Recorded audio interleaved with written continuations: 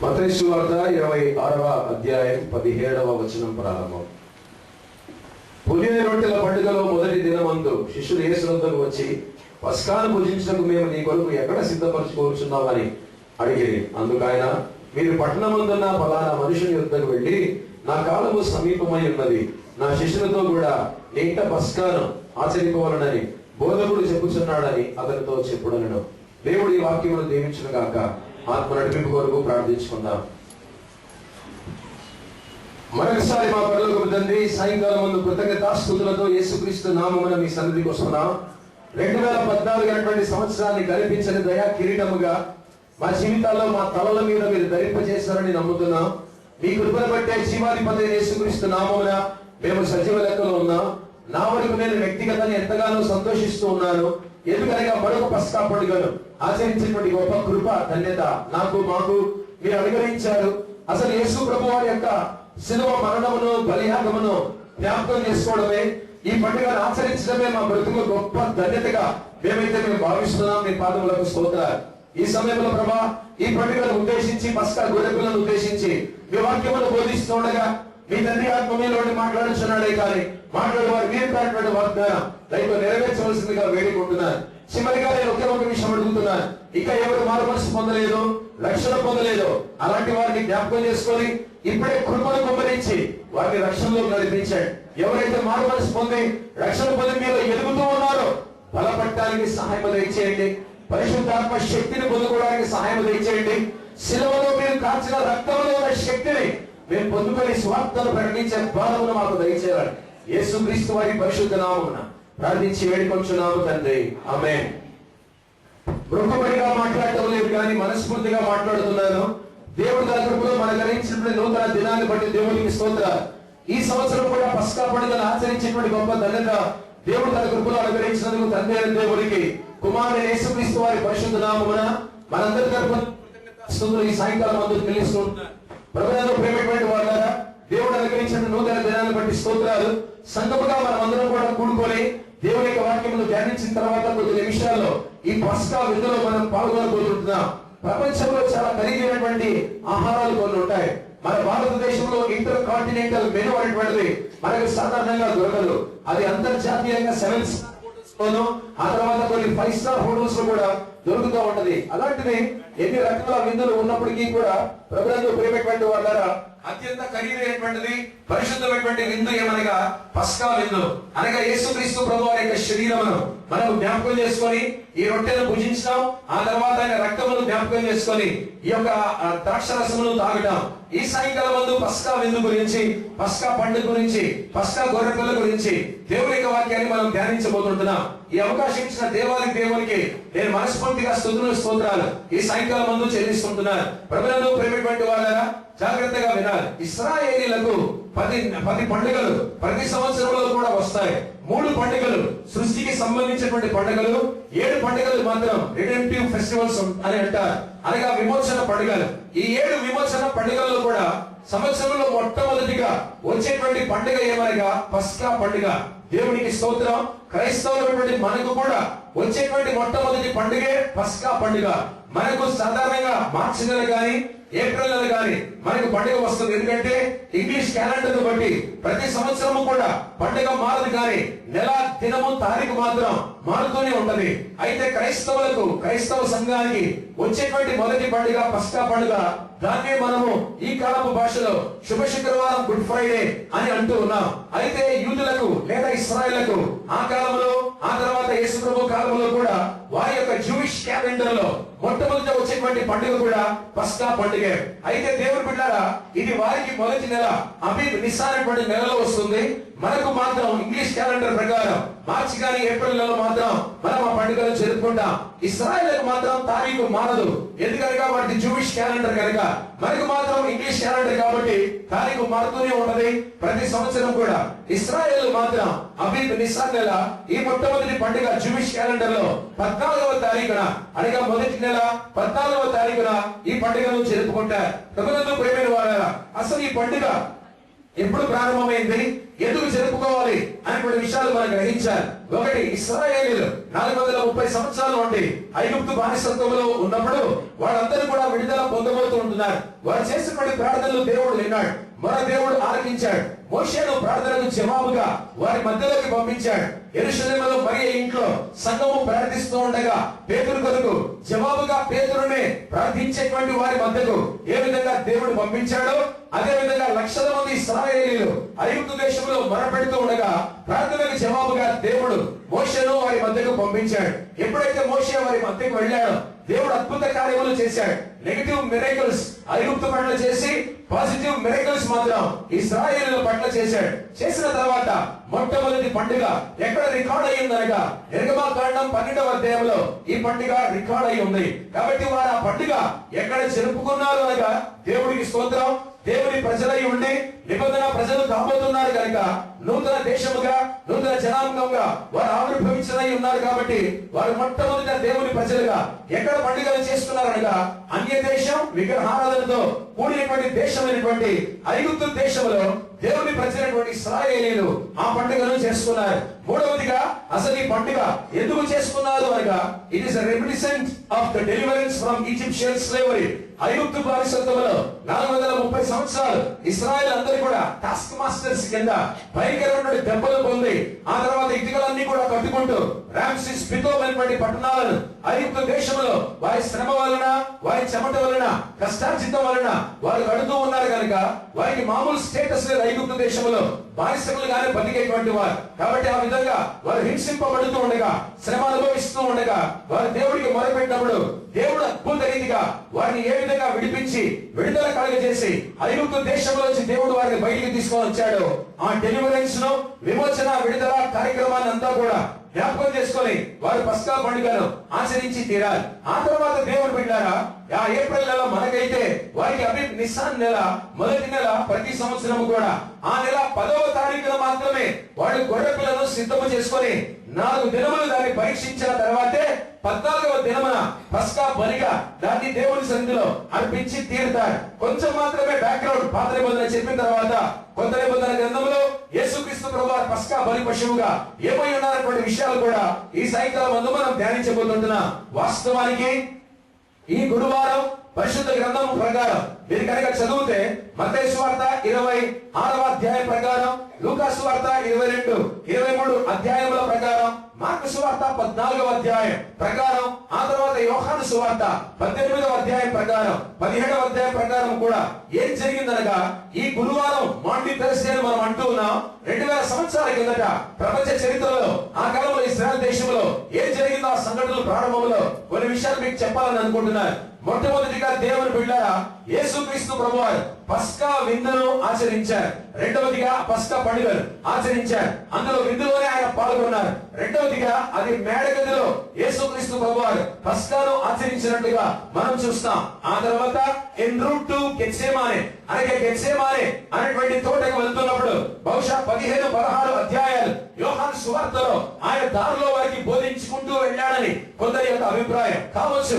ఎందుకంటే చనిపోయే ముందు యేసుక్రీస్తు ప్రభువారు ఇచ్చినటువంటి సుదీర్ఘమైనటువంటి సందేశమే యోహాను సువార్త 14వ అధ్యాయం, 15వ అధ్యాయం, 16వ అధ్యాయం. 14వ అధ్యాయంలో 15-16 అధ్యాయాల్లో పరిశుద్ధాత్మని గురించే బోధించాడు. పరలోకం గురించి నేనే మార్గము సత్యమని హృదయములను కలవరపడనీయకూడని యేసు ప్రభువారు బోధించుకుంటూ వెళ్ళారు. 15వ అధ్యాయంలో ద్రాక్షావళిని నేను తీగలు మీరు అని వారికి బోధించాడు. 16వ అధ్యాయంలో లోకములో శ్రమలు కలుగుతాయి, ఆయనను ధైర్యం తెచ్చుకోండి అని ఇక గెత్సేమనే తోటకెళ్ళి శ్రమలు అనుభవించబోతున్నాడు కాబట్టి ఆ మాటలు చెప్పారు. ఊహించాలి ఆ రోజు గురువారమే దేవుని బిడ్డగా సాయంకాలం పండుగ వారికి స్టార్ట్ అయింది. కాబట్టి యేసుక్రీస్తు ప్రభువారు మేడగదిలో పస్కా పండుగను ఆచరించిన తర్వాత విందులో పాల్గొన్న తర్వాత ఎన్ రూట్ టు గెత్సేమానే తోటకు ప్రయాణం అవుతున్నప్పుడు బహుశా యోహాను సువార్త 15-16 అధ్యాయాలు దారిలో వారికి బోధించుకుంటూ వెళ్ళాడు అనేటువంటి విషయాన్ని మనం గ్రహించగలిగారు. ఆ తర్వాత గెత్సేమానే తోటకు వెళ్ళిన తర్వాత తోటలో 3 ప్రార్థనలు యేసుక్రీస్తు ప్రభువారు చేశారు. యేసు ప్రభువారి జీవితం అంతా కూడా ప్రార్థనా జీవితమే. ఒక మాట చెబుతారు, కొందరు బాగా వాక్యం చెబుతారు కానీ ప్రార్థనే చేయరు. కొందరు బాగా ప్రార్థన చేస్తారు, పొరపాటు కూడా వాక్యం చెప్పరు. నాకెందుకు లేదు పాస్టర్ గారి పని, సువార్థికుల పని అని అనుకుంటారు. పొరపాటు. ఒక పక్షికి 2 రెక్కలు ఏ విధంగా ఉన్నాయో, మనకు 2 కాళ్ళు 2 చేతులు ఏ విధంగా ఉన్నాయో, ఆత్మీయ జీవితంలో ప్రతి విశ్వాసికి కూడా ప్రార్థన వాక్యం బ్యాలెన్స్ గానే ఉండాలి, ఈక్వల్ గానే ఉండాలి, సరి సమానంగానే ఉండాలి.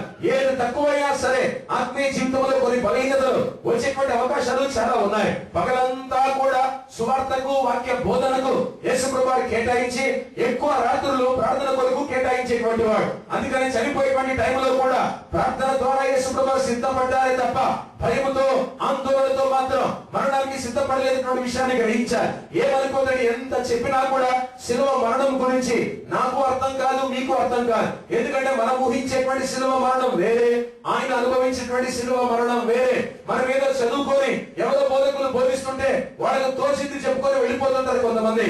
ఒరిజినల్ గా గ్రీకు హెబ్రీ భాషలు చదువుకొని ఈ విధంగా యేసు ప్రభువు శ్రమ పడ్డాడు, అసలు కొరడా దెబ్బ అంటే ఏంటి, మేకులు అంటే ఏంటి, గుడ కిరీటం అంటే ఏంటి అనేదంతా కూడా రేపటి దినం వినబోతుంటున్నాం. కనుక దేవుని బిడ్డారా, అంత ఘోరమైనటువంటి మరణం, అవమానకరమైనటువంటి మరణాన్ని యేసు ప్రభువు పొందబోతూ ఉండగా దాని కొరకు ఆయన సిద్ధపడ్డారు అనగా ప్రార్థన పూర్వకంగా సిద్ధపడ్డారు. కాబట్టి దారిలో గెత్సేమాని అనేటువంటి ఆ తోట దగ్గరికి వెళ్తున్నప్పుడు 2 అధ్యాయాలు బోధించుకుంటూ వెళ్ళారేమో బహుశా. వెళ్ళిన తర్వాత గెత్సేమాని అనేటువంటి తోటలో మత్తయి సువార్త ప్రకారం దేవుని బిడ్డ 26వ అధ్యాయం ప్రకారం ఆయన మాత్రం 3 ప్రార్థనలు చేశాడు. ఆ తర్వాత లూకా సువార్త కూడా చదివితే ఆయన 3 ప్రార్థనలు చేశాడు. ఒకే ప్రార్థన 3 సార్లు చేసినట్టుగా పరిశుద్ధ గ్రంథంలో మనం చూడగలం. ఆ ప్రార్థన చేశాడు అని లూకా సువార్తలో, ఆ తర్వాత మత్తయి సువార్తలో రాయబడింది. ఏం చేశాడు అని మాత్రం మత్తయి సువార్తలో, లూకా సువార్తలో రాయబడలేదు. కానీ యోహాను సువార్త 17వ అధ్యాయంలో మాత్రం ఆ ప్రార్థన రాయబడింది. దాన్నే హై ప్రీస్ట్లీ ప్రేయర్ అని అంటారు. అనగా ప్రధాన యాజకుని ప్రార్థన. నా వైపు చూడాలి. గెత్సేమనే తోటలోనే ప్రధాన యాజకుని ప్రార్థన చేశాడు. శిలువ మరణం మీద వేలాడుతూ ఉన్నప్పుడు కూడా ప్రధాన యాజకుని ప్రార్థన చేశాడు.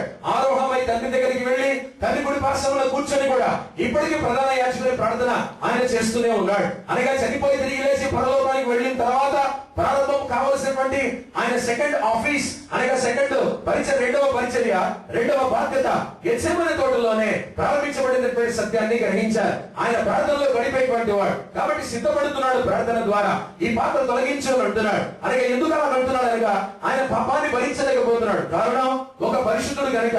కాబట్టి దేవుని బిడ్డారా, ఎలా భరించాలి? నేను ఒక పరిశుద్ధుని, నువ్వు ఒక పరిశుద్ధుడివి, నీ కుమారుని నేను. ఈ లోక పాపాలన్నీ కూడా ఎప్పుడు కూడా నా మనసులోకి కానీ, నా ఒంట్లో కానీ, ఇంట్లో కానీ ఎక్కడ కూడా నేను పాపాన్ని అనుమతించలేదే. ఈ పాత్ర నీ సిద్ధమైతే నా నుంచి తొలగించని యేసుక్రీస్తు ప్రభువు ప్రార్థన చేస్తున్నారు. ఆ విధంగా ఆయన ప్రార్థన చేశారు. ఆ ప్రార్థనే ఆ తర్వాత ప్రధాన యాజకుని ప్రార్థన కూడా అక్కడ యోహాను సువార్త 17వ అధ్యాయంలో రికార్డ్ చేయబడినట్టుగా పరిశుద్ధ గ్రంథంలో మనం చూడగలం. ఆ తర్వాత ప్రభువునందు ప్రియమైన వాళ్ళారా, ఏం జరిగిందనగా యేసుక్రీస్తు ప్రభువు ప్రార్థన 3 సార్లు చేసిన తర్వాత బహుశా ఆ ప్రధాన యాజకుని యొక్క ప్రార్థన సుదీర్ఘమైనటువంటి ప్రార్థన యోహాను సువార్త 17వ అధ్యాయంలో కూడా చేసిన తర్వాత ఈ లోపల మల్కు అనేటువంటి ఒక ఐపీఎస్ ఆఫీసర్ తో సమానమైనటువంటి వాడు ఆయన కొన్ని వందల మంది సైనికులను తీసుకొని వచ్చి యేసుక్రీస్తు ప్రభువుని బంధించడానికి అక్కడికి వచ్చారు. వచ్చిన తర్వాత ప్రభువునందు ప్రియమైన వాళ్ళారా, మలుకున్నటువంటి వాడు ఇప్పుడు యేసు ప్రభువుని బంధించి ఆయన గెత్సేమనే తోటలో నుంచి యేసుక్రీస్తు ప్రభువుని తీసుకొని వెళ్ళారు. ఇంతవరకు కూడా మనం విన్నదంతా కూడా గురువారం జరిగిందే. ఎక్కడికి తీసుకొని వెళ్ళారు? జాగ్రత్తగా వినాలి. డైరెక్ట్ పిలాతు ప్రెటోరియంలో కాదు కానీ అన్నా కైపా అనేటువంటి వారి దగ్గరికి తీసుకెళ్లారు. 6 ట్రయల్స్ యేసు ప్రభువు ఎదుర్కొన్నారు, నేరారోపణలు ఎదుర్కొన్నారు. 3 మతపరమైనటువంటివి, 3 రాజకీయ పరమైనటువంటివి. యూదులకు వ్యతిరేకంగా ఈయన ఉన్నాడు, దేవదూషణ చేస్తున్నటువంటి నేరారోపణలు 3 సార్లు కూడా ఈయన మీద మోపబడ్డాయి. ఆ తర్వాత రాజకీయంగా కూడా ఈయన ఈ రోమా సామ్రాజ్యానికే రాజు, యూదులకు రాజుగా ఈయన ఎదుగుతున్నాడు. కాబట్టి రోమా సామ్రాజ్యానికి ఒక థ్రెట్ గా ఉన్నాడు అనుకొని వాడు కూడా యేసుక్రీస్తు ప్రభువుని దేవుని బిడ్డలారా వాడు కూడా ట్రయల్ వేసినట్టుగా పరిశుద్ధ గ్రంథంలో చూడగలం. దయచేసి ఒక నిమిషం సమయం ఇవ్వండి.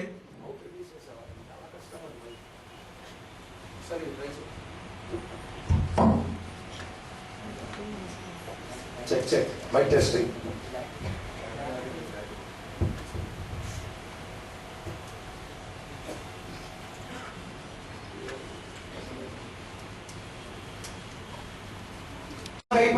ప్రధాన యాజకుల యొక్క కోర్టులో ఆయన హాజరు చేయబడ్డారు. ఆ తర్వాత పొంతి పిలాతు దగ్గర కూడా వెళ్ళారు. కాబట్టి గురువారం రాత్రి యేసుక్రీస్తు ప్రభువారు 6 ట్రయల్స్ ఎదుర్కొన్నారు.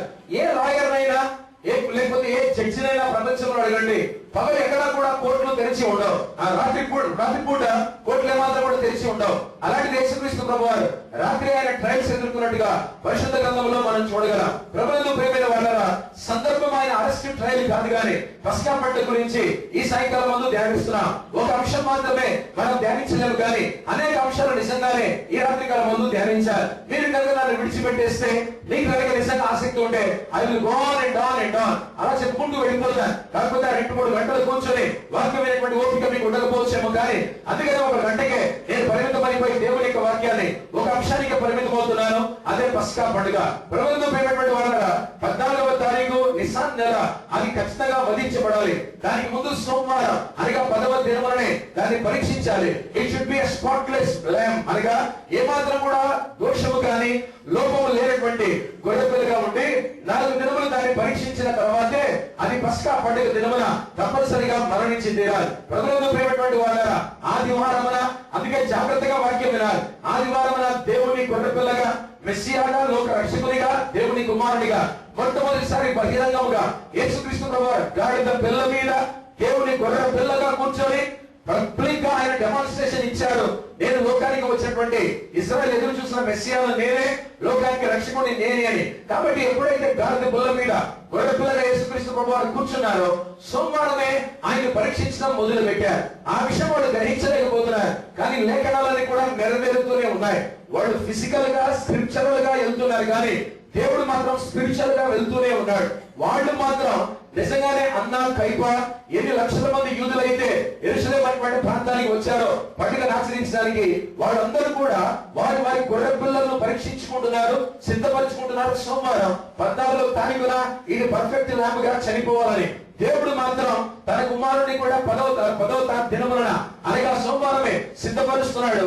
ఎట్ ద సేమ్ టైం వాళ్ళకు తెలియకుండానే యేసుక్రీస్తు ప్రభువాన్ని పరీక్షించి క్రియలు చేసి ప్రశ్నలు అడిగి విమర్శించి ఆయన దగ్గర నుంచి ఏదో రాబట్టడానికి ప్రయత్నం చేసి ఎందులో ఆయన ఇరిగించడానికి ప్రయత్నం చేస్తున్నారు. ఏ విధంగా ప్రయత్నించినా క్రియలు చేసినా సరే యేసుక్రీస్తు ప్రభువారిలో ఎక్కడ కూడా బోధనలో కానీ, క్రియల్లో కానీ, మాటల్లో కానీ, చూపులో కానీ, జీవితంలో కానీ, వ్యక్తిగత రహస్యమైన జీవితంలో కానీ తప్పు ఎక్కడా కూడా దొరకలేదు. కాబట్టి దేవుడు తన గొర్రె పిల్ల అయిన యేసుక్రీస్తు ప్రభువారిని 4 దినములు సిద్ధపరుస్తూ ఉన్నాడు. ఎట్ ద సేమ్ టైం వాళ్ళకు తెలియకుండానే పరోక్షంగా తమ పాపములు మోసేటువంటి దేవుని గొర్రె పిల్ల యేసుక్రీస్తు ప్రభువారిని కూడా ప్రశ్నలు గుచ్చి మరీ అడిగి ఆయన లోపాలు ఏమైనా ఉన్నాయేమో ఎత్తి పట్టుకోవడానికి ప్రయత్నిస్తూనే వాళ్ళు ఆయన చెక్ చేస్తూనే ఉన్నారు. దేవుడు చెక్ చేసిన తన కుమారుడు లోపము కనిపించలేదు.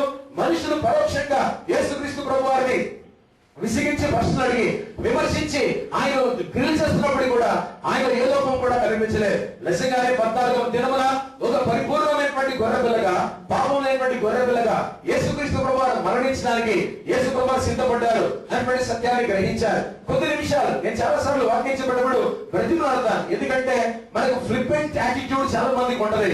దేవుని సన్నిధికి సరిగా రాం, బైబిల్ సరిగా చదవం. We are least bothered about church, we are least bothered about God and God's word. దేవుని వాక్యం అన్నా, చర్చ అన్నా, దేవుని సన్నిధి అన్నా కొందరికి ఏమాత్రం కూడా వాళ్ళు ఖాతరు చేయరు, పెద్దగా పట్టించుకోరు. మీరు వచ్చారు కాబట్టి కొన్ని మాటలు వినాలని కోరుతున్నారు. 14వ తారీఖున గొర్రెపిల్ల అనేటువంటిది వధించబడనే ఉంది, దేవుని గొర్రెపిల్ల.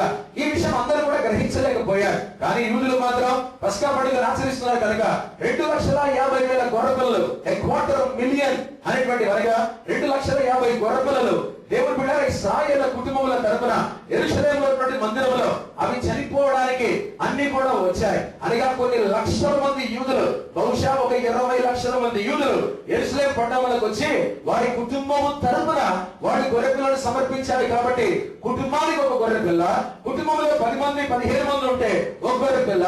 కాబట్టి ఆ 20 లక్షల మందికి 2.5 లక్షల గొర్రెపిల్లలు కావాలి. కాబట్టి ఆ గొర్రెపిల్లలు అన్నింటినీ కూడా వాళ్ళు సోమవారమే సిద్ధపరచుకుంటారు. జాగ్రత్తగా వినాలి. వాళ్ళు సోమవారమే గొర్రెపిల్లను సిద్ధపరచుకుంటూ ఉంటుండగా 14వ దినమున చనిపోవడానికి దేవుని గొర్రెపిల్ల కూడా తను తాను గాడిద పిల్ల మీద కూర్చొని అది తను తాను సిద్ధపరచుకుంది అనేటువంటి విషయాన్ని గ్రహించాలి. ఆ తర్వాత దేవుడు బిడ్డలారా, ఈ గొర్రెపిల్ల ఎప్పుడు వధించబడాలి అంటే నిర్గమకాండం 12వ అధ్యాయం 6-7 వచనాల ప్రకారం 3 గంటల మొదలుకొని సూర్యుడు అస్తమించే లోపల గొర్రెపిల్ల వధించబడాలి. వధించబడి తీరాలి. బిఫోర్ ద ట్వైలైట్ అనగా 2 hours బిఫోర్ ద ట్వైలైట్, సాయంకాలం సూర్యుడు అస్తమించక ముందే. మొదటి సాయంకాలం 3కు స్టార్ట్ అవుతుంది, రెండవ సాయంకాలం 6 తర్వాత సూర్యుడు అస్తమించేంత వరకు రెండవ సాయంకాలం. మొదటి సాయంకాలమే ఇశ్రాయేలు గొర్రెపిల్ల పస్కా బలి పశువుగా మరణించాలి కనుక ఆ 2 గంటల వ్యవధిలోనే గొర్రెపిల్లలన్నీ కూడా చనిపోవాలి. మీరు వింటే ఆశ్చర్యపోతారు. ఒక్క నిమిషానికి 4 గొర్రెపిల్లలను 600 మంది యాజకులు చంపేటువంటి వారు. అంటే 15 సెకండ్లు, 1 2 3 4 5 6 ఇలాగ 15 సెకండ్లు అయ్యేసరికి ఒక గొర్రెపిల్ల చనిపోవాలి. మిగతా 15 సెకండ్లకు రెండవది, మిగతా 15 సెకండ్లకు మూడవది, మిగతా 15 సెకండ్లకు నాలుగవది. అలాగా 15 సెకండ్లు ఇంటూ 4 60 క్షణాలు. ఈ 60 క్షణాల్లో 4 గొర్రెపిల్లలు చనిపోవాలి. ఈ 4 గొర్రెపిల్లలు నిమిషానికి ఎలాగైనా చనిపోవడానికి 600 మంది యాజకులు దేవుడు బిడ్డలారా పనిచేసేటువంటి వారు. తర్వాత ఏం చేయాలి? వాళ్ళు ఎప్పుడైతే యాజకుల దగ్గరికి తెస్తారో 15 క్షణాల్లో చంపేయాలి. దాన్ని రక్తం ఒలిగించాలి. ఆ తర్వాత దాన్ని రోస్ట్ చేయడానికి వాళ్ళు ప్రతి ఒక్కరు కూడా తమ తమ ఇళ్లకు తీసుకొని వెళ్ళాలి. ఒక్కసారి వాక్యం ఊహించండి. 2,50,000 గొర్రెపిల్లలు, 20 లక్షల మంది ఇశ్రాయేలు లేదా యూదుల తరపున 600 మంది యాజకులు నిమిషానికి 4 గొర్రెపిల్లలు చొప్పున లేదా 15 క్షణాలకు 1 గొర్రెపిల్ల చొప్పున 2 గంటల వ్యవధిలో సాయంకాలం సూర్యుడు అస్తమించక ముందే 3 మొదలుకొని 6 లోపల వాళ్ళు చంపుకుంటూ వెళ్ళారు. ఎన్ని లక్షల గొర్రెపిల్లలు ఆ రోజు మరణించి ఉంటాయో మీరందరూ కూడా ఒకసారి లెక్కేసుకోవాలని ప్రభు నామమున కొడుతున్నారు. మరి యేసు ప్రభు వారు కూడా ఆచరించారా? ఎస్, ఆయన ఇంకా చనిపోలేదు కాబట్టి ఆయన కూడా ఆచరించి తీరాలి. అందుకని ప్రభునందు ప్రియమైన వారగా పస్కాను సిద్ధపరచడానికి పరిశుద్ధ గ్రంథం ప్రకారం ధర్మశాస్త్రం ఏం చెబుతుందనగా 10 మంది వెళ్లి పస్కాను సిద్ధపరచకూడదు. బైబిల్ చెబుతుంది 2 మాత్రమే వెళ్లి పస్కాను సిద్ధపరచాలి. యేసు ప్రభువు ధర్మశాస్త్రాన్ని ఎక్కడా కూడా మీరినట్టుగా పరిశుద్ధ గ్రంథంలో లేదు. ఫ్రమ్ బిట్ టు పియానో అని అనుకోండి, ఫ్రమ్ లెటర్ టు సెంటెన్స్ అని అనుకోండి.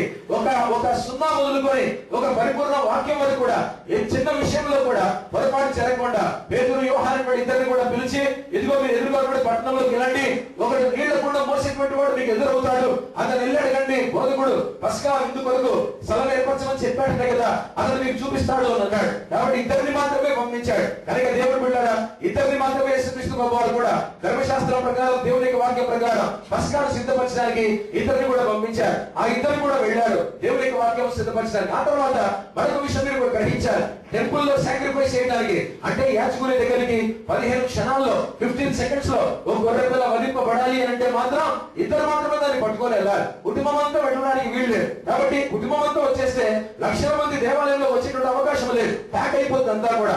అందుకని 2 పట్టుకొని రావాలి. ఎక్కడికి రావాలి? Temple for sacrifice. బహుశా పేతురు యోహాను 2 కూడా గొర్రెపిల్లను పట్టుకొని ఎక్కడికి వెళ్ళింటారు? యెరూషలేము మందిరంలోకి వెళ్ళింటారు. 600 మంది యాజకులు 15 క్షణాలకు ఒక గొర్రెపిల్లను చంపుతున్నారు. అందులో యేసు ప్రభు తరపున కూడా ఒక గొర్రెపిల్ల వెళ్ళినటువంటి విషయాన్ని గ్రహించాలి. సో వెళ్ళిన తర్వాత అది కూడా వధించబడింది, దాని కూడా రక్తం ఒలిగించబడింది. ఆ తర్వాత దేవుని బిడ్డలారా అది రోస్ట్ చేయడానికి అది పంపించి వేయబడింది. అది వెళ్ళిన తర్వాత ఇప్పుడు మీరు గ్రహించాలి, జాగ్రత్తగా వినాలని కోరుతుంటున్నారు. నా ఎడమ చేతి వైపున పరిసయ్యులు ఉన్నారు, గలిలయులు ఉన్నారు. నా కుడి చేతి వైపున సద్దూకయ్యులు ఉన్నారు. ఆ తర్వాత జెరూసలేమైట్స్ ఉన్నారు, యెరూషలేం వాసులు ఉన్నారు. తేడా ఏంటని గ్రహించారు. యేసు ప్రభు వారు గలిలయ ప్రాంతానికి చెందినటువంటి వారు. పరిసయ్యులు గలిలయ ప్రాంతానికి చెందిన వాళ్ళు ఒకవైపు ఉన్నారు. ఎందుకు చెప్తున్నారో వాక్యం అర్థం చేసుకోవాలి, కన్ఫ్యూజ్ అవ్వకూడదు మీరు అందరూ కూడా. ఈ రోజు సాయంకాలం ముందు ఒక సేవకురాలు నాకు SMS పెట్టి అసలు పస్కా ఈ రోజా ఎప్పుడా, ఈ రోజే కదా పస్కా అని అడుగుతూ ఉంది.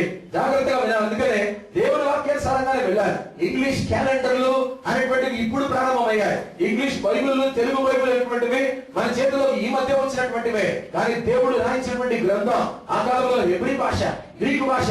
కాబట్టి వాటి యొక్క లెక్కలే మనకు ముఖ్యం తప్ప ఈ రోజు మన క్యాలెండర్లు ముఖ్యం కాదు అనేటువంటి విషయాన్ని గ్రహించాలి. ప్రభువును ప్రేమటువంటి వారా ఇప్పుడు చెప్తున్నారు వినండి. పరిసయ్యులు గలిలయ ప్రాంతంలో నివాసం ఉండేటువంటి వారందరూ కూడా ఎప్పుడు పస్కాను ఆచరిస్తారు అనగా గురువారం మాత్రమే వాళ్ళు పస్కాను ఆచరిస్తారు. వీళ్ళకు దినము ఎప్పుడు మొదలవుద్ది అనగా సూర్యోదయం మొదలుకొని సూర్యాస్తమయం వరకే వీళ్ళకి ఒక దినము కౌంట్ అవుతుంది అనేటువంటి విషయాన్ని గ్రహించాలి. రెండవదిగా కుడి చేతి వైపున ఎవరున్నారు? సద్దూకయ్యులు ఉన్నారు, యెరూషలేము నివాసులు ఉన్నారు. వీరికి సూర్యోదయం ఒక దినం ఎప్పుడు గడుస్తుంది అనగా సూర్యాస్తమయం మొదలుకొని మరుసటి దినం సూర్యాస్తమయం వరకు ఒక దినం గడుస్తుంది. వాళ్ళకు మాత్రం పస్కా పండుగ శుక్రవారం వస్తున్నటువంటి సత్యాన్ని గ్రహించాలి. వెళ్ళారు. యేసుక్రీస్తు ప్రభువారు గలిలయ ప్రాంతం నుంచి వచ్చాడు కనుక గలిలయులు అందరూ కూడా గురువారం పస్కాను ఆచరిస్తున్నారు కనుక వారికి దినం సూర్యోదయం మొదలుకొని సూర్యోదయం వరకు కనుక యేసుక్రీస్తు ప్రభువారు కూడా మరి తప్పదు గలిలయకు వచ్చాడు కనుక ఆ గురువారం రాత్రే అనగా ఈ రోజు రాత్రే ఈ సమయానికి యేసుక్రీస్తు ప్రభువారు పస్కా పండుగను ఆచరిస్తున్నారు. దేవుడికి స్తోత్రం. వాటి కోఇన్సిడెన్స్. అదే వాక్యాన్ని మనం ధ్యానిస్తున్నాం, అదే పండుగను మనం ఆచరిస్తున్నాం, అదే విందులో మనం అందరం కూడా పాల్గొంటూ ఉంటున్నాం. నిజంగా దేవుడికి స్తోత్రం. కాబట్టి ఈ సాయంకాలం మందు ప్రభువులో ప్రియమైనటువంటి వాళ్ళారా, sunrise to sunrise అనగా సూర్యోదయం మొదలుకొని సూర్యోదయం వరకు కూడా వాళ్ళు ఆచరిస్తుండగా గురువారమే యేసుక్రీస్తు ప్రభువారు పస్కా పండుగను ఆచరిస్తున్నారు. అయితే శుక్రవారం ఆచరించేటువంటి వారు మాత్రం సూర్యాస్తమయం మొదలుకొని సూర్యాస్తమయం వరకు సద్దూకయ్యులు యెరూషలేము నివాసం అందరూ కూడా ఆచరించేటువంటి వారు. జాగ్రత్తగా వినాలి. యెరూషలేములో నివాసం ఉన్నటువంటి వాళ్ళు ఆ తర్వాత జాగ్రత్తగా వినాలి. సద్దూకయ్యులు ఎప్పుడు ఆచరిస్తారు పండుగను? శుక్రవారం సాయంకాలం ఆచరిస్తారు. యేసుక్రీస్తు ప్రభువారు గలిలయులు తర్వాత పరిసయ్యులు ఎప్పుడు ఆచరిస్తారు పండుగను? గురువారం సాయంకాలం ఆచరిస్తారు. ఇదిగో ఇంకా పస్కా రాలేదులే అని చెప్పి యేసుక్రీస్తు ప్రభువారిని పస్కా విందులో పాల్గొనక ముందే చంపాలని వాళ్ళు ప్లాన్ చేశారు. వాళ్ళు క్యాలెండర్ పక్కన పెట్టండి, దినములు పక్కన పెట్టండి, టైం క్యాల్కులేషన్ పక్కన పెట్టండి.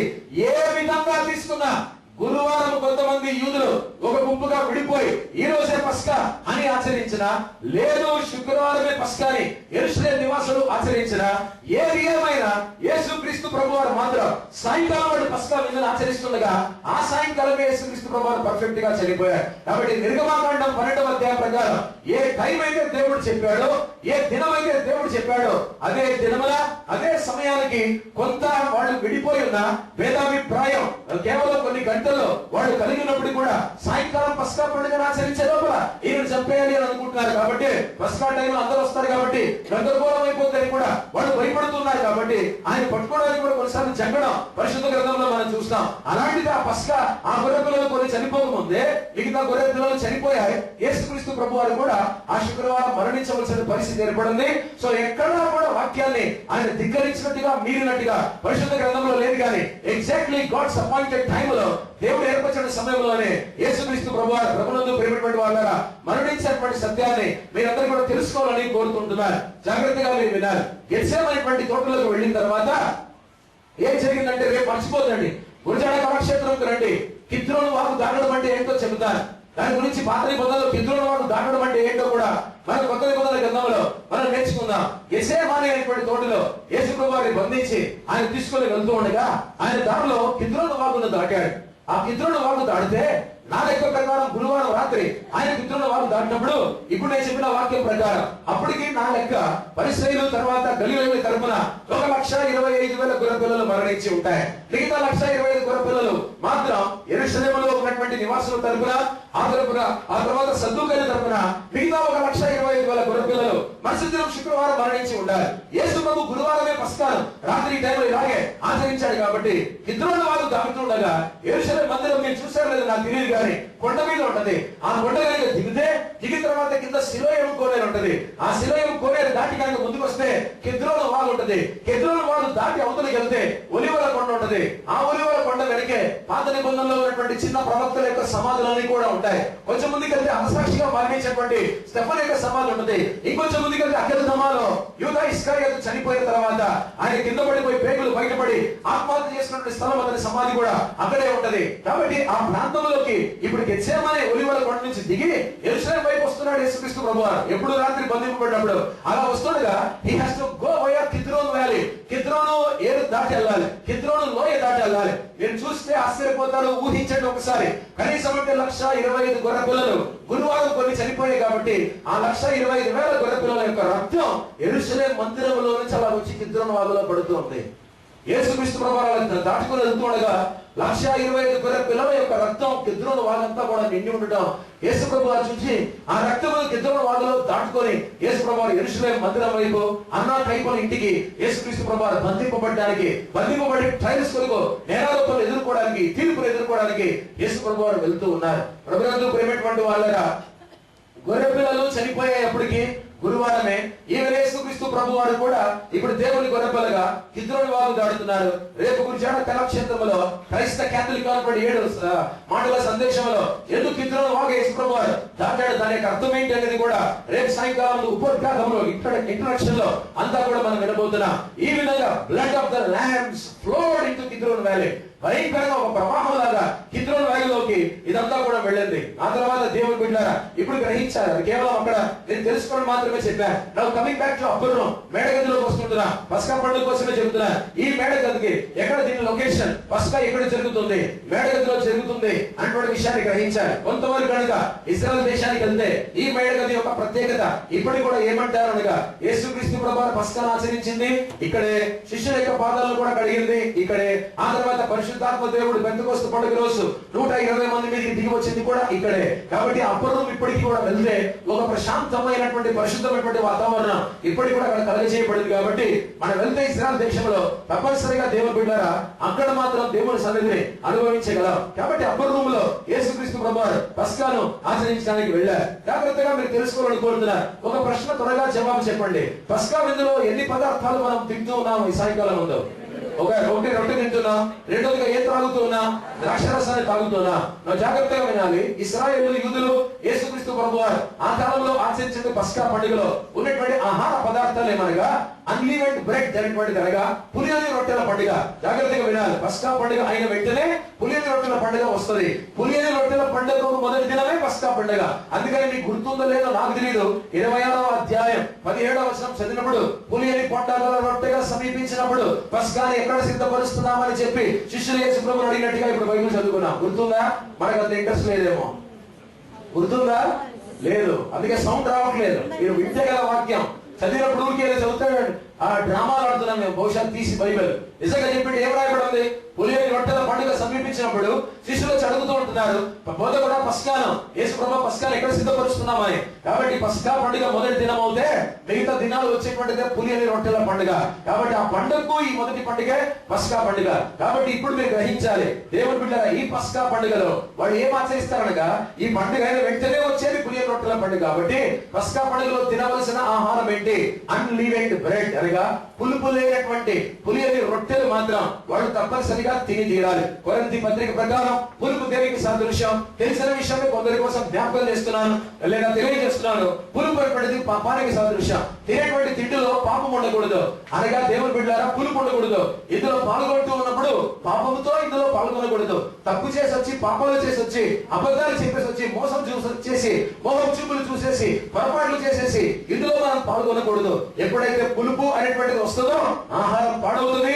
పాపం అనేటువంటిది మన దేహంలో ఉంటుందో ఈ దేహంలో కనుక మనం పాల్గొంటున్నప్పుడు దీని శిక్ష మనం అనుభవించి తీరుతాం. అందుకని పులియని రొట్టెల పండుగ, అన్లిమిటెడ్ బ్రెడ్, పులుపు లేనటువంటి పులియని రొట్టెలు, అనగా పాపం లేనటువంటి పవిత్రమైన రొట్టెలు యేసు ప్రభువు సాదృశ్యం కనుక పాపం లేనటువంటి రొట్టె అయినా యేసుక్రీస్తు ప్రభువారిని వాడు తీసుకోవాలి ఆహారంలో. రెండవదిగా ఏమండాలి? వైన్, అనగా ద్రాక్షరసం అనేటువంటిది ఉండాలి. అందుకని 26వ అధ్యాయం 27, 28 వచనాల్లో నిబంధన రక్తము అని యేసు ప్రభువు ఆ పాత్రను ఎత్తినట్టుగా పరిశుద్ధ గ్రంథంలో చూడగలం. ఆ తర్వాత మూడవదిగా దేవుడు వాళ్ళు కూరను తయారు చేసుకోవాలి, ఒక కర్రీ చేయాలి. దేంతో చేయాలి? బిట్టర్ హర్బ్స్ తో వాళ్ళు కర్రీ చేయాలి. చేదు కూరలతో వాళ్ళు మాత్రం కూరను తయారు చేయాలి. జాగ్రత్తగా వినాలి. 3, 1 అన్లిమిటెడ్ బ్రెడ్. ఎందుకు? పులియని రొట్టెల పండుగ.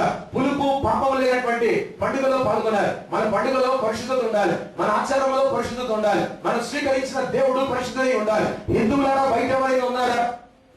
హిందువుల లోపల ఎవరైనా ఉన్నారా? మన నజరీకి ఎవరో ముస్లింలు వస్తున్నారని విన్నాను. నేను అడుగుతున్నాను, ఒక కుటుంబం వచ్చిందని విన్నాను. దేవుడికి స్తోత్రం. మీకు కూడా చెప్తున్నారు, ముస్లిం ప్రజలారా, నువ్వు ఆచరించేటువంటి పండుగలో పరిశుద్ధత ఉండాలి. నీవు నమ్ముకున్న దేవుడు పరిశుద్ధమై ఉండాలి. నువ్వు తినేటువంటి ఆహారం పండుగ టైంలో అది పరిశుద్ధమై ఉండాలి. మన పండుగలో బిర్యానీలు పక్కన పెట్టండి, ఈ యొక్క ఆహారం కూడా పరిశుద్ధమై ఉండాలి. అందుకని పులుపు లేని పండుగ, పాపం లేని క్రీస్తు, ఆయన పులియని రొట్టె. కాబట్టి యేసుక్రీస్తు ప్రభువాన్ని ఆయన తీసుకోవాలి. 2, ఎందుకు ద్రాక్షరసం ఉండాలి? ప్రభువుతో ప్రేమైన వాళ్ళారా, యేసు ప్రభు కాచేటువంటి రక్తమే మన పాపములను కడిగి వేస్తుంది. కాబట్టి ద్రాక్షరసం ఆయన రక్తములకు సాదృశ్యం కనుక ఈ పండుగలో ద్రాక్షరసం ఉండి తీరాలి. 3వదిగా పరిశుద్ధ గ్రంథం బిట్టర్ హర్బ్స్, అనగా గతంలో మారా అనుభవాలు, చేదు అనుభవాలు ఇశ్రాయేలు ఐగుప్తు దేశంలో ఇచ్చాడు. చేదు కూరలు తింటూ ఉంటే, అనగా చేదు నోటికి తగులుతూ ఉంటే నీ గతం నీకు జ్ఞాపకం రావాలి. ఎప్పుడే కూడా మీరు గుర్తుంచుకోవాలి, మన గతాన్ని మనం మర్చిపోకూడదు. ఈ రోజు మనం బాగున్నాం కదా అని కార్లలో తిరుగుతున్నాం కదా, అందరం పెరిగిపోయింది కదా, బాగా తింటూ ఉన్నాం కదా, మంచి మంచి ఇళ్లలో ఉంటున్నాం కదా అని గతం మర్చిపోవడానికి వీళ్ళు బిట్టర్ హర్బ్స్ పండుగ దినమని తినవాలి. సాధారణంగా పండుగ ఎవడు ఏం తింటాడంటే మంచి బిర్యానీ తింటాం, పౌష్టికమైనటువంటి ఆహారం, రుచిగల శ్రేష్టమైన ఖరీదైన ఆహారం తింటాం. దాని అకంపెనిమెంట్ చివరిగా డెజర్ట్ తో ముగించేస్తాం. అంటే ఒక స్వీట్ నోటికి రావాలి, తీయని దళం నోటికి రావాలి. ఇశ్రాయేలు పంటకు మాత్రం తీయదనాన్ని దేవుడు ఒప్పుకోవట్లేదు. అక్కడ చేదు మాత్రమే నీ నోటికి రావాలి.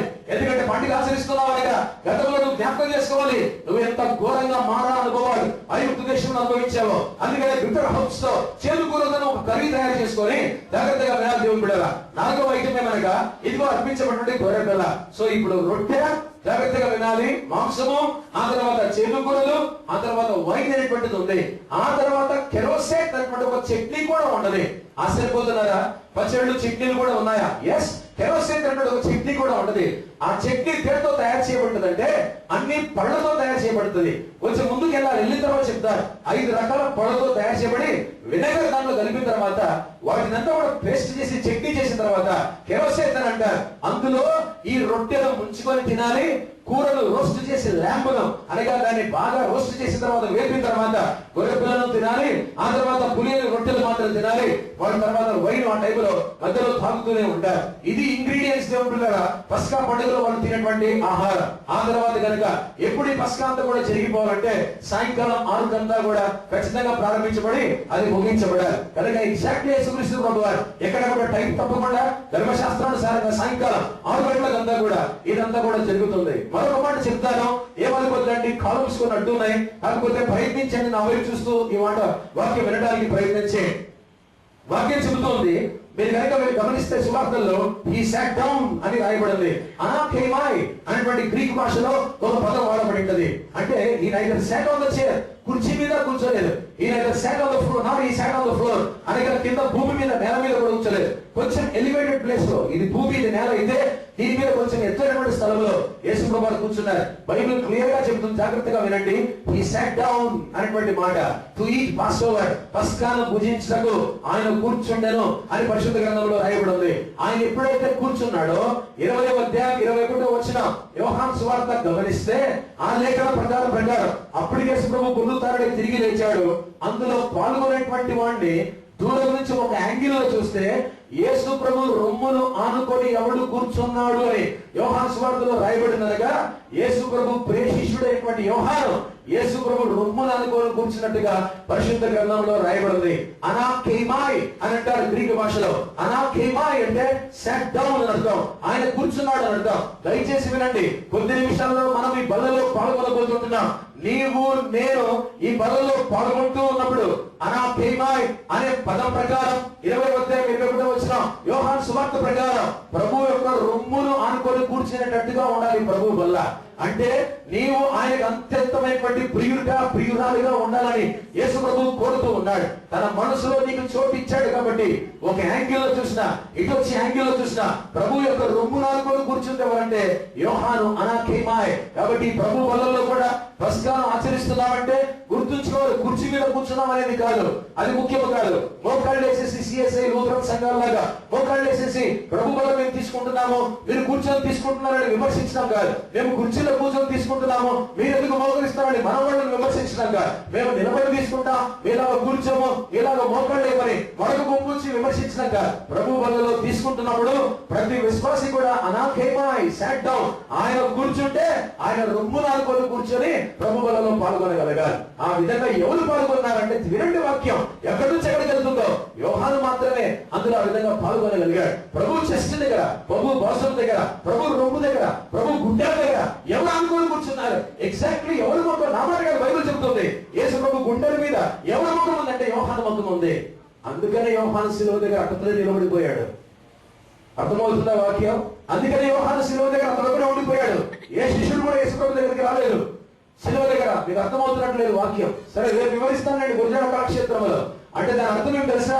మనము పాల్గొంటున్నప్పుడు ఈ పస్కా విందులో ఎప్పుడు కూడా ప్రభు బలలో పాల్గొన్నప్పుడు రొట్టె ద్రాక్షరసం తీసుకున్నప్పుడు నీ చోటు కుర్చీ మీద కాదు, నీ చోటు ఇక్కడ ఆల్టర్ దగ్గర మోకరించడం కాదు, నీ చోటు ఉన్న చోటున ఉన్న పాటలు లేచి నిలబడ్డం కాదు. నీ చోటు యేసు ప్రభు గుండె. ఆయన గుండెల మీద నువ్వు వాలిపోవాలి.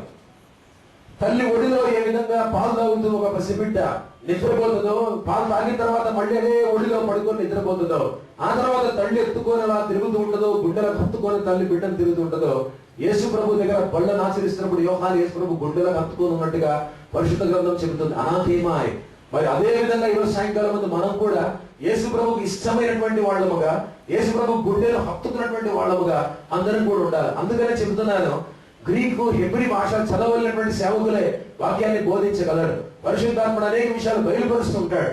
అంత మోసముగా అంటే ఆయన గుండెలకు హత్తుకున్నటువంటి విధముగా మనము కూడా ప్రభు వలన ఆచరించాలి. అంటే నా కుమారుడు నా గుండెలను ఆనుకొని నా బలను స్వీకరిస్తున్నాడని ప్రభు సంతోషపడాలి. ఎందుకంటే ప్రభువు బలలో ప్రభువు పాల్గొంటున్నాడు. ఎట్ ద సేమ్ టైం యోహాను కూడా ప్రభువులకు ప్రియమైన వాళ్ళగా యేసు ప్రభు రొమ్మును ఆనుకొని తీసుకుంటున్నట్టుగా పరిశుద్ధ గ్రంథంలో చూడగలం. ఆ తర్వాత మీరు గమనించాలి, నా ఎడమ చేతి వైపున నిర్గమాకాండం ఉంది, నా కుడి చేతి వైపున సువార్తలన్నీ కూడా ఉన్నాయి. నా ఎడమ చేతి వైపున నిర్గమాకాండంలో ఉన్న ఐగుప్తు దేశంలో ఆచరించిన మొదటి పస్కా పండుగ ఉంది.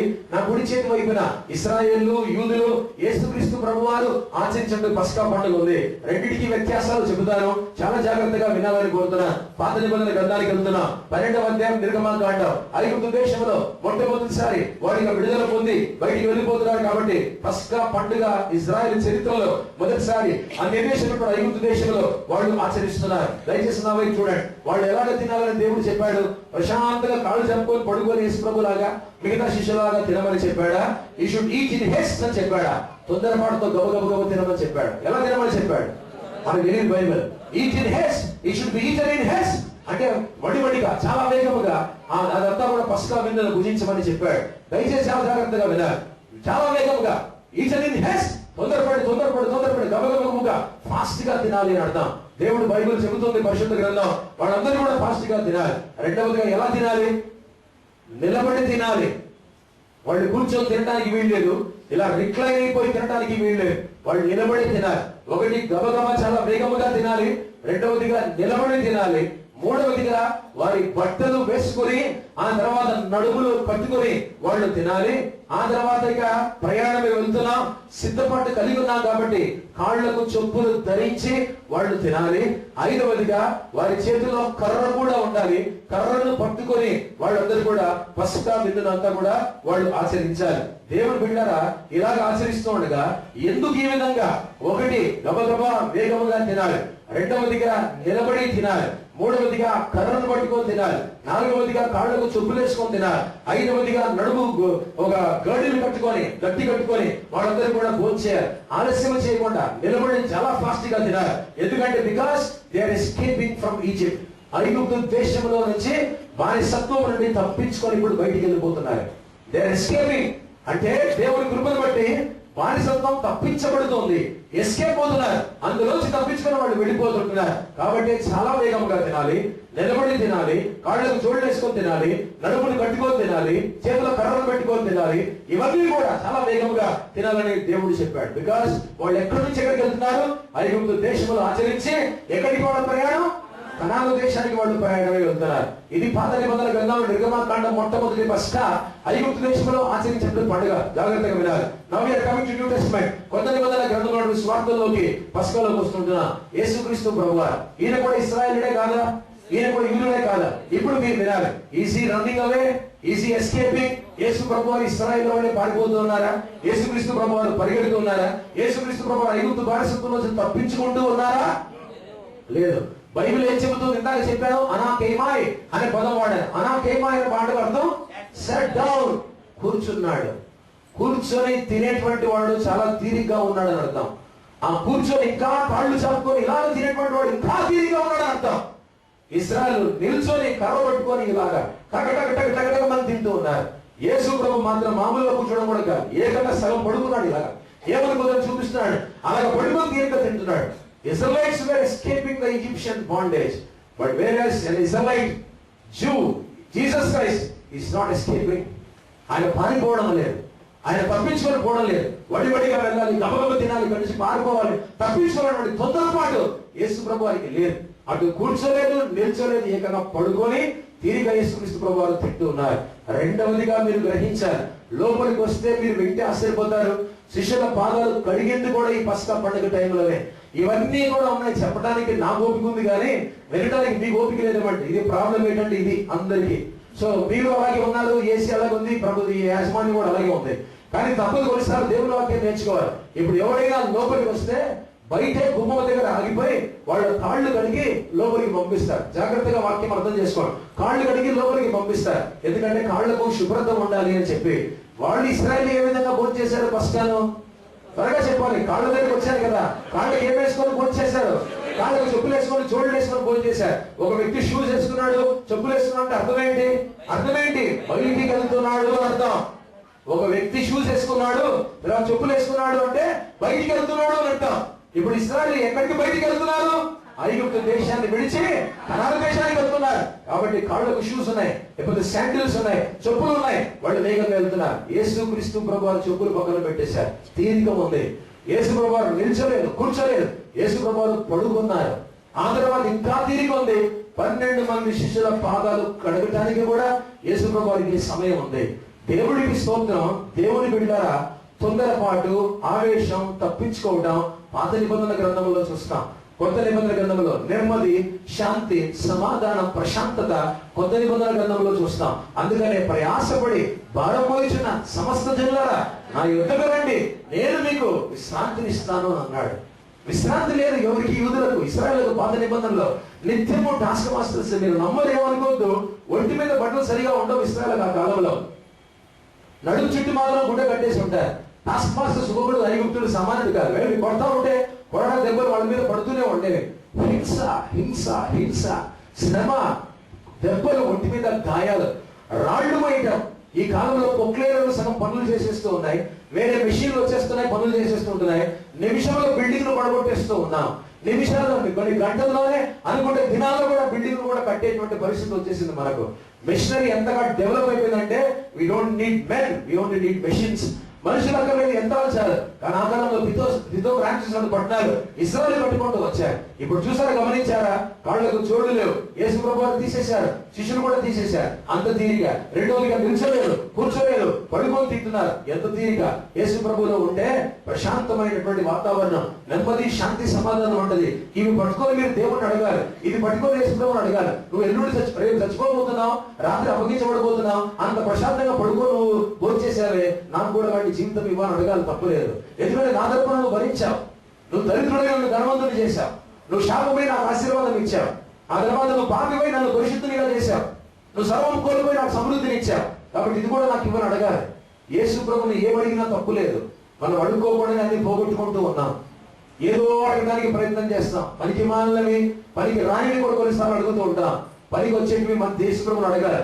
1 పాప క్షమాపణ, రక్షణ, 2 ఆత్మీయ ఎదుగుదల, పరిశుద్ధాత్మ కుమ్మరింపు, 4 దర్శనం, 5 పరిచర్య, మంచి జీవితం, సాక్ష్యం, 7 కుటుంబం, నెమ్మది, శాంతి, సమాధానం. వీటి తర్వాత దేవుని బిడ్డల ఆత్మ ఫలం ఖచ్చితంగా మనలో ఉండాలి, ఫలిస్తూ ఉండాలి. నౌ కమ్స్ ద ఫ్యామిలీ, కుటుంబం రావాలి, పిల్లలకు దీవెన, నెమ్మది, ఆశీర్వాదం, కుటుంబంలో శాంతి, సమాధానం, ఒంట్లో శాంతి, సమాధానం. ఇవన్నీ కూడా అడగాలి. మంచి దర్శన భారం, సువార్త ప్రకటన, ఆత్మల సంపాదన, బలిపడినటువంటి సేవ, ఇవన్నీ కూడా అడగాలి. నాకు నెమ్మది లేని ఫ్యామిలీలో ఇవ్వండి ప్రభు అని అడగాలి.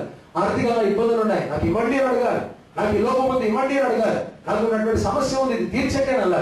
ఈ శోధన నేను జయించలేకపోతున్నాను, హెల్ప్ చేయండి అని అడగాలి. ఎప్పుడైతే అడుగుతామో అన్ని విషయాలు కూడా హెల్ప్ చేస్తాడు. ఇప్పుడు నిజంగానే అంత తీరిగా చెప్పులు ఇప్పేశాడు, చెప్పులు ఇప్పిన వాడి కాళ్ళు కడుగుతున్నాడు. ఈయన ఇప్పేశాడు, నిలబడకుండా కూర్చోకుండా ఈయన కూడా పడుకొని ఆహారాన్ని భుజిస్తున్నాడు. నాకు చాలా జాగ్రత్తగా ఈ విషయాన్ని వినాలని కోరుకుంటున్నాను. ప్రభునందు ప్రియమైన వాళ్ళని ఒక మాట అర్థం చేసుకోండి. 3rd డిగ్రీకి వెళ్తున్నాను, ఒక మాట కొంచెం ఉన్నతంగా దేవుని యొక్క వాక్యాన్ని లోతుగా బోధిస్తున్నాను. ఒక మాట మాత్రమే.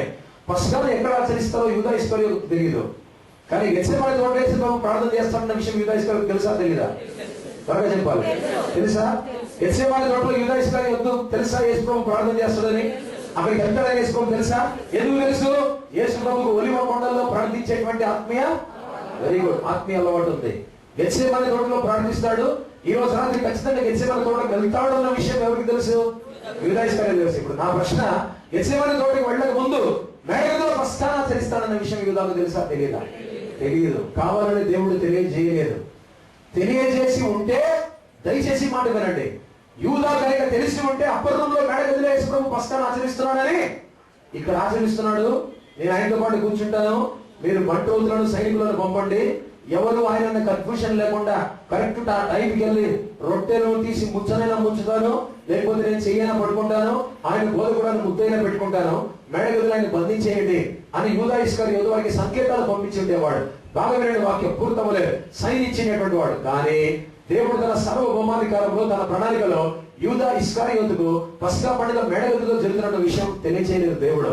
ఎందుకంటే దేవుని యొక్క ఉద్దేశం, చిత్తము, కృప, యూదా ఇస్కారియోతు చెడ్డవాడైన, ఘోరాతి ఘోరమైన మనిషి అయినా, భూమి మీద పుట్టకూడనటువంటి వాడు పుట్టిన ఆ సమయంలో దేవుని యొక్క గొప్ప ఉద్దేశం, మంచి మనసు ఏమనగా యూదా ఇస్కారియోతు కూడా పస్కా పండుగలో పాల్గొనాలనేదే. అర్థమైందా వాక్యం? దీని అర్థమవుతుందా? అందరూ కూడా అందులో పాల్గొనాలని దేవుని యొక్క ఉద్దేశం. ఆడవాళ్ళు ఏమనుకుందండి, పాస్టర్ గా మాట్లాడుతున్నారు, మాకున్నటువంటి ప్రాబ్లంలో మేము పాల్గొనాం, మేము వెళ్ళిపోతాం ఇంటికి. నో, అలా ఎప్పుడు కూడా మాట్లాడకూడదు. మీరు I'm talking as a pastor. సంఘం కాపరిగా మాట్లాడుతున్నాడు, మొగోడుగా మాట్లాడట్లేదు. దేవుడు సేవకులుగా మాట్లాడుతున్నాడు. Don't avoid Lord's table. మాకు ఈ ప్రాబ్లం ఉంది, ఇందులో మేము పాల్గొనకూడదు, ఈ దినములు మేము దూరంగా ఉంటాం, కడకగా ఉంటాం అని ఎప్పుడు కూడా అనుకోకూడదు. Nothing wrong. యేసు ప్రభు నామమున చెబుతున్నారు. మీకు మీరుగా ఊహించేసుకొని దేవుని కృప మా పట్ల లేదు అని అనుకొని తప్పించుకొని, ప్రభు బలం తప్పించుకొని వెళ్ళడానికి ప్రయత్నం చేయదండి. నా మాట లాజిక్ మీకు అర్థమై ఉండాలి. It is not my own logic, it is biblical. అర్థమైందా? యూదా ఇస్కరియోతు తెలిసింటే అప్పుడే యూదా ఇస్కరియోతు ఎక్కడ పట్టించిండేవాడు? మేడగదిలోనే పట్టించిండేవాడు. అప్పుడు పస్కాను ఆచరించి ఉండేవాళ్ళ?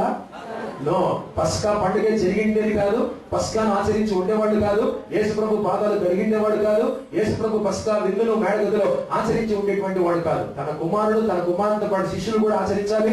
ముఖ్యంగా యూదా ఇస్కరియోతు ఆచరించాలి. కాబట్టి యూదా ఇస్కరియోతుకు మేడగదిలో పస్కా పండుగ జరుగుతున్న విషయం దేవుడు తెలియకుండా చేసి గెత్సేమనే విషయాన్ని మాత్రమే తెలియజేశాడంటే దేవుడు ఉద్దేశం ఏంటి?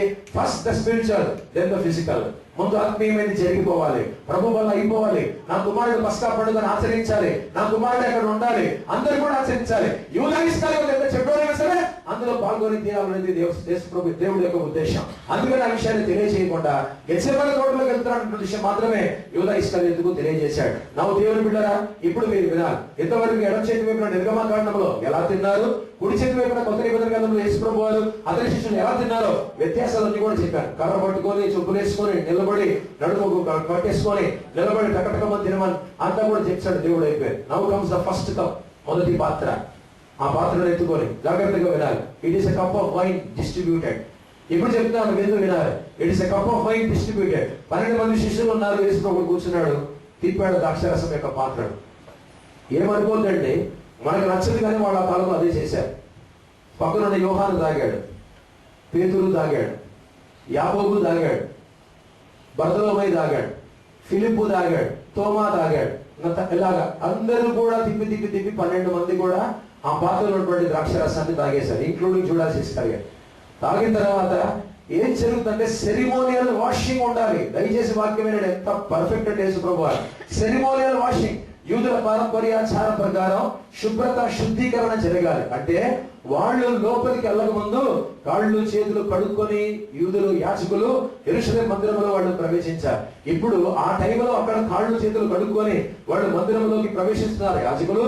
ఇప్పుడు నా తర్వాత నా శిష్యులు పరిశుద్ధమైనటువంటి పరిచర్య చేయడానికి పరిచర్యలో ప్రవేశిస్తున్నారు. కాబట్టి ఆ కాలంలో మందిరంలోకి ప్రవేశించక మునుపు యాజకులు కాళ్ళు కడుక్కొని ఏ విధంగా వెళ్తారో నా శిష్యులు పరిశుద్ధమైన పరిచర్య, హోలీ మినిస్ట్రీ నాది కాబట్టి అందులో పాల్గొనడానికి నా శిష్యుల యొక్క కాళ్ళు శుభ్రంగా ఉండాలని చెప్పి యేసుక్రీస్తు ప్రభు వారు వెళ్ళి కాళ్ళు కడగడం మొదలు పెట్టారు. పాత నిబంధన గ్రంథంలో సెరిమోనియల్ వాషింగ్, ఆ ఆచారం అనేటువంటిది, కాళ్ళు కడిగేటువంటి శుభ్రత ఆచారం ఎలా ఉందో ఎగ్జాక్ట్లీ యేసుక్రీస్తు ప్రభు వారు ఏమైపోయారు ఒక మాట చెప్తాను ఉండండి. ఇత్తడి గంగాళం అనేటువంటిది ఒకటి ఉంటది, అందులో నీళ్లు ఉంటాయి. ఆ నీళ్ళని కూడా ఇలా తీసుకొని కాళ్ళు మీద వేసుకొని, లేకపోతే ఏదైనా మగ్గుతో కానీ పాత్రతో కానీ కాళ్ళ మీద ఒప్పుకొని కాళ్ళు కొడుకొని లోపలికి వెళ్ళేటువంటి వాడు ఇత్తడి గంగాళం. కొత్త నిబంధన గ్రంథంలో, పాత నిబంధన గ్రంథంలో దేవాలయంలో ఉన్న 6 వస్తువులు, 6 ఫర్నిచర్స్ లేకపోతే 6 వస్తువుల్లో కూడా థింగ్స్ లో దేవుడు బిడ్డలారా యేసు ప్రభువు ఇప్పుడు ఇత్తడి గంగాళముగా మారిపోయారు. ఆయనలో నుంచి వచ్చేటువంటి నీళ్లే, ఆయనలో నుంచి వచ్చేటువంటి పరిశుద్ధత, నీతి, న్యాయం వారి కాళ్ళను కడగడం, శుభ్రపరచడం మొదలు పెట్టింది. అందుకని ఇత్తడి గంగాళం యొక్క స్థానంలో యేసు ప్రభువు వారు ఉండి ఆయన చేతుల మీదుగా, ఆయన చేతుల్లోంచి నీళ్లు వచ్చి స్వయంగా ఆయన చేతులే వాడి కాళ్ళను కడగడం మొదలు పెట్టారు. ఓల్డ్ టెస్టిమెంట్ లో గంగాళంలో వాటర్ వచ్చేసి సెరిమోనియల్ వాషింగ్ జరుగుతుంటే, ఇక్కడ గొప్పవాడైనటువంటి యేసు ప్రభువులో నుంచి పరిశుద్ధమైనటువంటి నీళ్లు ఆయన చేతుల్లోంచి వస్తున్నాయి కాబట్టి వాడి కాళ్ళను కడగడం మొదలు పెట్టాడు యేసుక్రీస్తు ప్రభువు. ఇందులో ఒకటి నేర్చుకోవాలి అందరూ కూడా. ఎవరు కాళ్ళు కడుగుతారు ఆ కాలంలో అనగా వాళ్ళ జూయిష్ కాంటెక్స్ట్ లో చెప్తున్నాను. Only the lowest servant will wash the feet. అంటే ఎవడైతే నీచమైనటువంటి సేవకుడు ఉంటాడో, అందరికంటే దిగజారినటువంటి సేవకుడు ఉంటాడో, అందరికంటే దిగజారినటువంటి పనివాడు ఉంటాడో, వాడు మాత్రమే కాళ్ళను కడుగుతాడు. యేసు ప్రభు వారు ఆ పోస్టు తీసుకున్నారు. ఒక మాట అడుగుతాను, జాగ్రత్తగా వినండి. మీరు బాగా ధనవంతులు అనుకోండి, ఖరీదైనటువంటి వర్సెస్ సూట్లు లేకపోతే రీజెంట్ టైలర్ సూట్లు వేసుకుంటున్నారు అనుకోండి. మీ సూట్లు మీరు బయటికి వెళ్తారు అన్నప్పుడు మీ దగ్గర పని చేసేటువంటి వాళ్ళు వచ్చి సూట్లు అంతా కూడా బ్రష్ చేస్తారు. మీరు ఆ చేతులు చెప్తే వెనక నుంచి మీ పని వాళ్ళు మీకు సూట్ ఎక్కిస్తారు. ఆ తర్వాత స్ప్రే అందిస్తారు. ఇలా కొట్టేసుకున్న తర్వాత వెళ్ళిపోతారు. మీరు తర్వాత వెళ్తుంటే మీ పక్కన బ్యాగ్ పట్టుకొని ఆడు కూడా చాలా అందంగా ఉంటాడు, మంచి పర్సనాలిటీ, ఎందుకంటే మీ పనుడు కదా కాబట్టి చాలా బాగుంటాడు. వెళ్ళేసరికి తక్కువని మీకు డోర్ తీస్తాడు, లోపల కూర్చుంటాడు. మీ డ్రైవర్ మంచి యూనిఫామ్ వేసుకొని క్యాప్ పెట్టుకొని మీరు వస్తున్నసరికి గేట్ దగ్గర డోర్ దగ్గర కార్ గేట్ డోర్ దగ్గర నిలబడి ఉంటున్నాడు. బాగా వినాలి. మీ ఇంట్లో మీకు సూట్ వేసినోడు ఒకడు, స్ప్రే కొట్టినోడు ఒకడు, షూ పాలిష్ చేసినోడు ఒకడు, డోర్ తీసినోడు ఒకడు, డ్రైవర్ నడిపేటువంటి వాడు ఒకడు, తర్వాత ఇంటికి వస్తే భోజనం పెట్టడానికి ఒకడు, వంట చేయడానికి మరొకడు, తర్వాత ఇంటికి వస్తే ఇళ్లను శుభ్రం చేయడానికి మరొక సేవకుడు. అందరికంటే నీచమైన సేవకుడు అంటే మరుగుదొడ్లు క్లీన్ చేసేవాడు. అంతేనా? టాయిలెట్స్ క్లీన్ చేసేటువంటి వాడు, మరుగుదొడ్లు క్లీన్ చేసేవాడే నీచమైనటువంటి సేవకుడు. అలాంటి పని వాళ్ళ ఇంట్లో కూడా మనం రానివ్వం. ఎందుకంటే వాళ్ళ దగ్గర శుభ్రత ఉండదు, కంపు దుర్వాసన మాత్రమే ఉంటది. వాళ్ళ స్థలం, వాళ్ళు పనిచేసే స్థలం, వచ్చిపోయి వాళ్ళ నివాస స్థలం ఎలాంటిది అంటే మరుగుదొడ్ల దగ్గరే ఉంటారు. వాళ్ళని పొరపాటున కూడా మరుగుదొడ్లో ఉన్నటువంటి వారిని బెడ్రూమ్ లోకి రానివ్వం, కిచెన్ లోకి రానివ్వం. అక్కడే ఉండవు, టాయిలెట్ లో పని, బాత్రూమ్ లో పని, మరుగుదొడ్ల దగ్గర పని చేయాలి. బాగా వినాలి. Lowest servant. Jesus took up the form of a lowest servant. అతి నీచమైనటువంటి దాసుని స్వరూపము ధరించి తగ్గించుకొని ఆ కాలంలో కాళ్ళు కడుగుతున్నాడు. ఈ కాలంలో దొడ్లు కడిగినోడు ఎలాంటోడో ఆ కాలంలో కాళ్ళు కడిగినవాడు అంతే అన్నమాట. యేసుక్రీస్తు ప్రభు వారు ఈ కాలంలో స్కావెంజర్ అంటారు ఇంగ్లీష్ లో, మరుగుదొడ్లు తర్వాత రోత క్లీన్ చేసేటువంటి వాడు. అలాంటి స్థితికి యేసు ప్రభు వారు దిగజారిపోయి తగ్గించుకొని శిష్యుల పాదాలు కడగటం మొదలు పెట్టాడు. ఏం చూస్తున్నాం శిష్యుల పాదాలు కడగడంలో? We see the humility of a servant. ఒక సేవకునిలో ఉన్నటువంటి తగ్గింపును చూస్తున్నాం. దేవుని కుమారుడై ఉండి దాసుని స్వరూపం ధరించి తగ్గించుకొని దేవుని కుమారుడు మానవ కాళ్ళు కలగటమా? మనం చూస్తే ఎలాగున్నాం చూడండి. ఒకరికి సీట్ ఇవ్వం కూర్చోడానికి, పెద్దలను గౌరవించాం, ఆడవాళ్ళను గౌరవించాం. వీళ్ళకి ఇవ్వాలి సీట్ అంటాం, నేను కూర్చొని ఇక్కడే కూర్చుంటాను. జీపులు ఎక్కుతున్నప్పుడు స్వార్థలో మీ గొడవలు చూస్తూ ఉన్నాం.